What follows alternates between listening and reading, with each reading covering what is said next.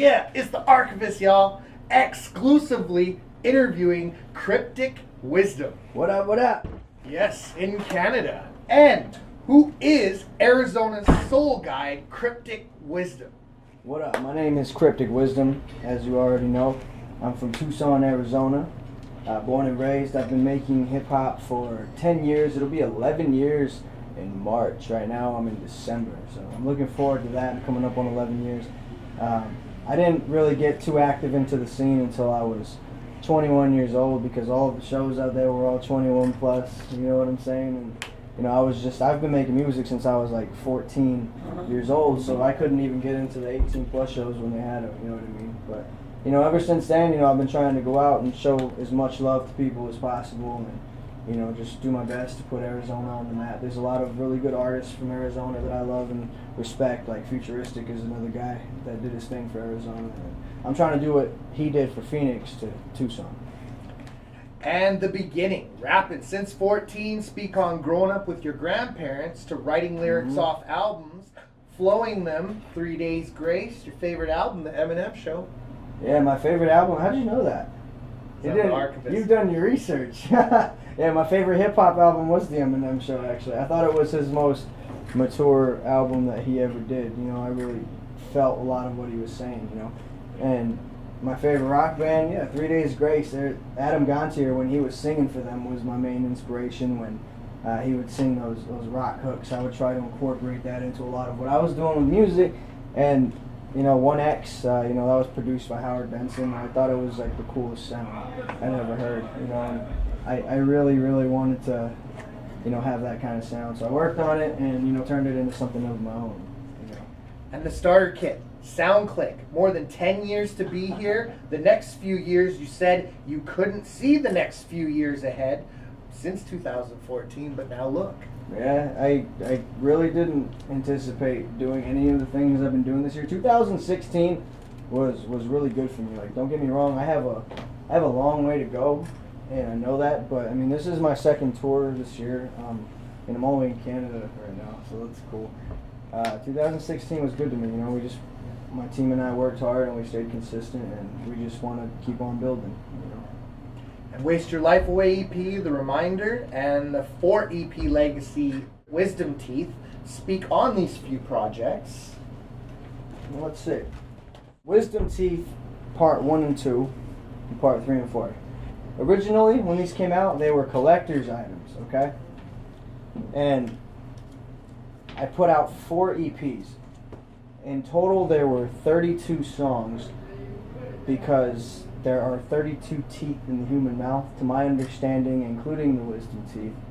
And I went through different stages of tooth development. I believe it was the bud stage, the cap stage, the bell stage, and the crown stage. So I put them out every few months throughout the year until I dropped 4 EPs in 1 year. And I think it was honestly the most fun I've had with a project in a long time. You know, it's a play on words, it's a play on my name. You know, there's a little bit of, you know, an Easter egg in there for people that know a lot about the human mouth, whatever. But it was a lot of fun, and they're actually my best sellers even to this day. And you know, part of me wonders if it's because of all the fun we had with it. You know. And a little bit more of a harder note, some of the life lessons that you've learned, and from one to another. How long now have you been clean and recovering? How does that feel as time goes on? Yeah, I'm a recovering crystal meth addict, for people that don't know. I got 2 years clean in October, so it's been a little over 2 years for me, and it feels good, you know what I mean? It feels good to be off of crystal meth like that, and it was doing nothing good for me. You know, I thought I was invincible, and all I was doing was stealing time from me and slowing me down. You know what I'm saying? So it was all bad. January 7th, I'll be taking 16 years. 16 no years. Alcohol. Yeah. That's crazy, man. Congratulations. Yeah. Thank you. Respect. That's Yes. a long time. From one to another. Yeah, from one to another. Hell Just yeah. for today. Definitely. And some of the life lessons that you've learned growing up. One thing that my grandfather, or my tata, I'm Mexican. One thing that my tata always told me was, take it easy, don't get excited. You know, when I was younger, I didn't really understand why he'd always tell me that. But, you know, as I got older, you know, he always said it to, you know, to calm me down, you know, make sure that you think about things and think things through, and take a second to take a deep breath before you react, you know what I mean? You gotta be proactive and not reactive to things, you know? And I think I carried that as I got older, you know? And fan stories, you've been guiding them through these life situations. What have they told you as you tour the Heartfelt Moments? It's really intense when you meet somebody and you don't know who they are. You've never met them in your life, but they're right in front of you, sometimes crying, and they're looking you in your eye and telling you that your music's the reason that they're still alive. And sometimes I don't really know how to deal with it, but all I know is it feels good, and it makes me feel like I have a purpose here. You know, especially the people that come to me and they're like, "Oh, your music keeps me sober," you know, and I'm just wondering how. You know, I don't understand it sometimes, but you know, it's not for me to understand. I just do what I do, and if it affected one person positively, then I feel like I did something right. You know, and that's just I just kind of take it in stride. And then the project One, that was fun. It's a short EP, you know, it's only got like 8 songs on it. But I was, at the time, I was really starting to find myself, and I was really starting to realize the importance of taking care of your mind and, you know, finding out who you are and embracing that and accepting that. And so one was just it was a very introspective, conscious album. You know, it had a lot of themes like that, you know, just getting to know myself and becoming one with myself. So it was fun. It was a good record. Excellent. And then X's and O's. That's my favorite. Such an incredible album. That's my favorite. Listen to it on repeat about 3 times. Thanks. I love this record, man. It, you know, it's just funny, like, this was the last record, like, that I wrote while I was messed up, you know, just high.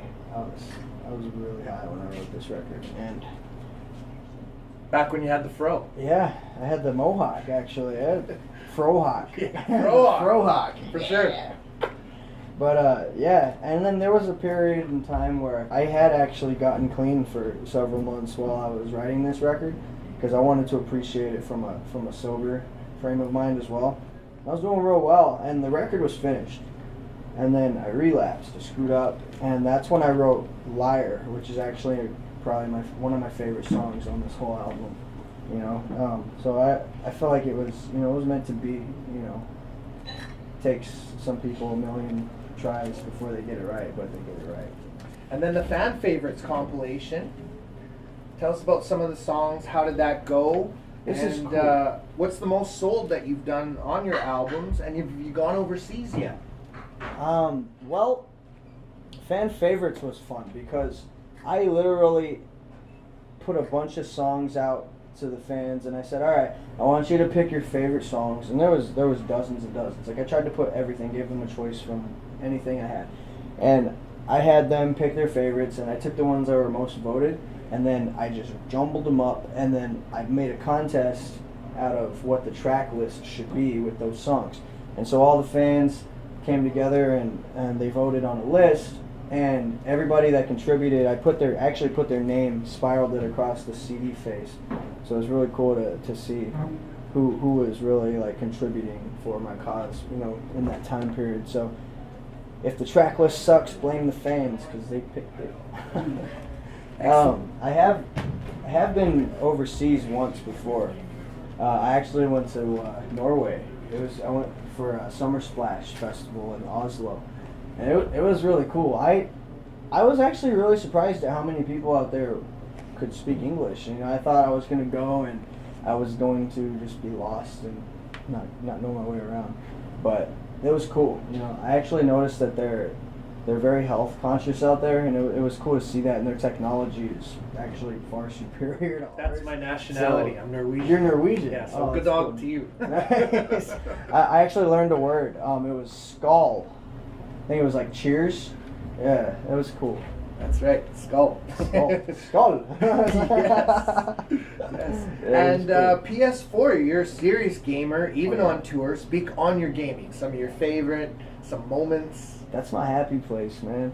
Like, I got a pretty serious collection of games. Like, Some would call it a problem, but you know, it got to the point where I bought this like portable 19-inch like screen. It actually like cradles my PlayStation, and I just put it on the floor because I like take up a whole front row in my van, and I just sit spread eagle playing it, looking down at the floor at the screen while I'm on the road. It keeps my mind off things though. Like when I'm stressed out at the show, before I go on, like I'll go and play some games because you know there's a lot of other not so healthy alternatives around me all the time. So it really just soothes my soul. I just gotta learn to take it in more moderation. You know what I mean? And I know that. I'm still having fun though. Some of your favorite games? My favorite game of all time is actually Skyrim. I mean, if we're talking like more modern, but I mean, back in the day, it was like Conker's Bad Fur Day on the N64, Legend of Zelda 64, Super Smash Bros, things like that. You know what I mean? I had like the gold edition cartridge for the Legend of Zelda for Ocarina of Time. I think I like Majora's Mask better though. That was just fun, you know. But these days, like Skyrim, I think that's my most favorite game. I actually just picked up the remastered version, and I'm happy to be able to play it on the PS4 again. So it's cool. You know, I'm playing Watch Dogs right now. I'm playing Final Fantasy 15. I haven't played a Final Fantasy title since 7, so I'm like picking up on it 8 titles later. So it's pretty mind blowing. It looks great. What about GTA 5 Online? Are you definitely into that? Yeah, one? I played that for a long time. Like I totally just milked that game for everything it was worth. They're still coming out with content all the time, but I'm like, beautiful. I'm so far behind on it now that it's like I don't even try anymore. I'll talk to the homie and I'll give you some money. You know what I'm saying? Yeah. You gotta get me started. Give me that starter pack. You have a gamer tag. Oh yeah. It's Crimp Winston. It's CRIMPWINSTON. Awesome. We should game it out. Cool. And music videos. If you knew, Man in the Mirror, Throw in the Towel, Hang Yourself, to many more, and your covers. From Forgot About Dre, 7 years, to over 6.5 million views. Yeah. It's been crazy, man, honestly. The remixes, I'm using them to market my original music. And it's working really well, you know what I'm saying? I'm seeing a lot of increase in album sales from it. I'm getting a lot of exposure. I don't think I would have been able to do the tours I've done without doing all of the one takes and the remixes. But the music videos are cool. I haven't done one in a long time because I'm working on an album. I signed a distribution deal with Empire, and so right now I'm just working on an album very slowly. And the remixes are just to keep people satisfied while I do that. But you know, when I do music videos, like I work a lot with a director in Phoenix. His name is Michael Shaheen, and he is really talented. Like he's probably the easiest guy I've ever worked with. He does pretty much all of my music videos, everything that you just mentioned, he's worked on with me for the most part, except for things like Hang Yourself. I did that with D.E. Angle. His name's Daniel Miller out of Phoenix as well. So a lot of talented people in Phoenix. And then I'm Not Crazy with Hobson. Yeah, man, you got the autographed copy.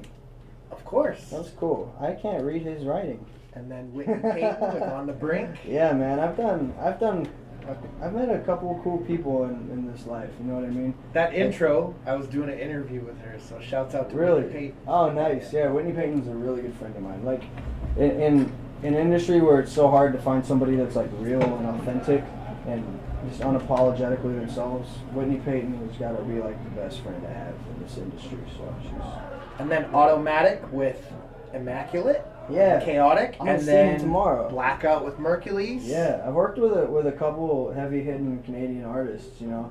Immaculate, I'm gonna see him at my my Vernon show tomorrow at Status. So that's gonna be a lot of fun.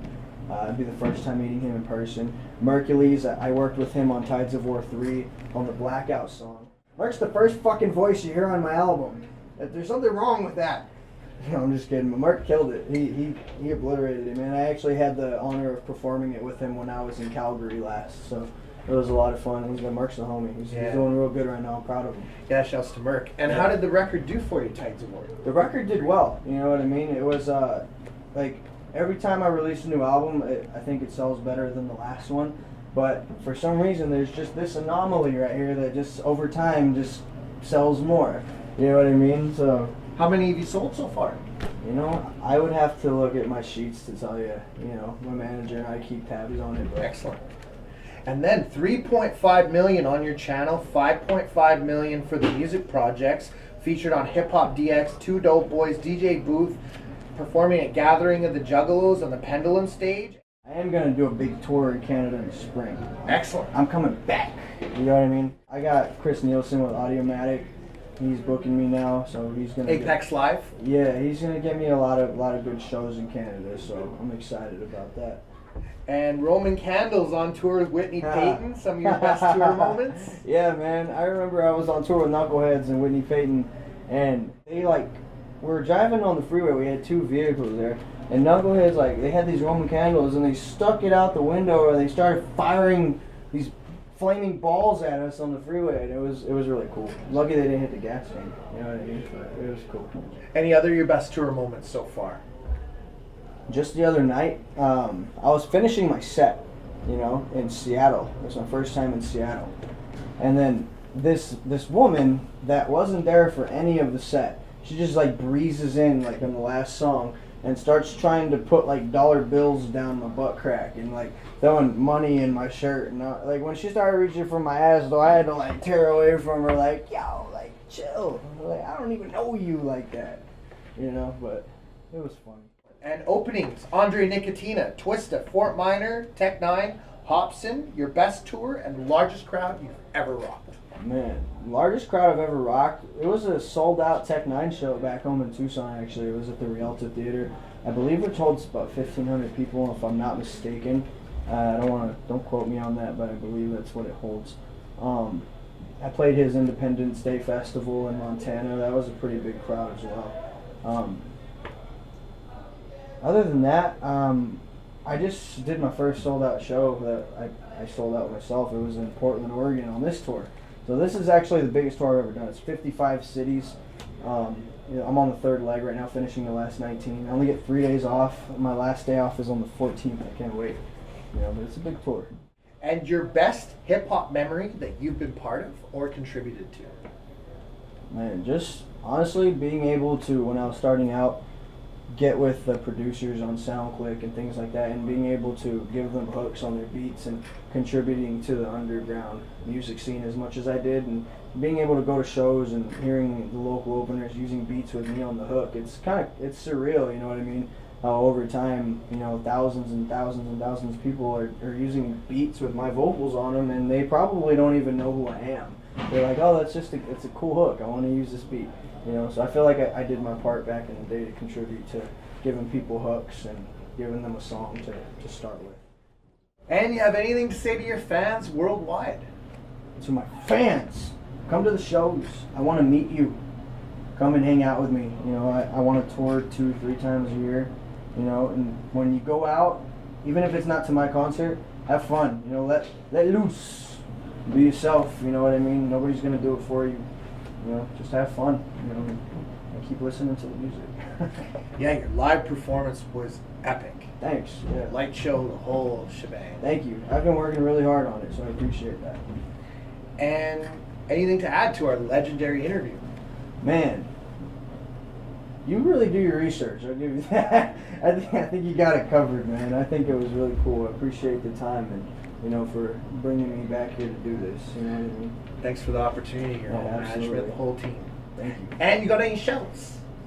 Yeah, shout out to my whole team, making this tour possible that I'm on right now. My manager, Jamie, my tour manager, Christina, Chris Nielsen for helping me out here in Canada. My opening artists, Little Scam, Danny C, Jack the Ripper, T. Reveal, Trevor. You guys all made this possible. My driver, Michael, Bayog, NK47 as well for joining me on this tour. Shout out to everybody that does their part in this, and my grandparents for giving me the opportunity growing up and never making me go and get a job so that I can do what I love. You know what I mean? So thank y'all. And shouts to Cryptic Wisdom, Jamie, Christina, and Where It's At Entertainment. Yes, sir. And Apex Live. And this is the Archivest, and you've been archived. Yes, sir. Thank you. Awesome.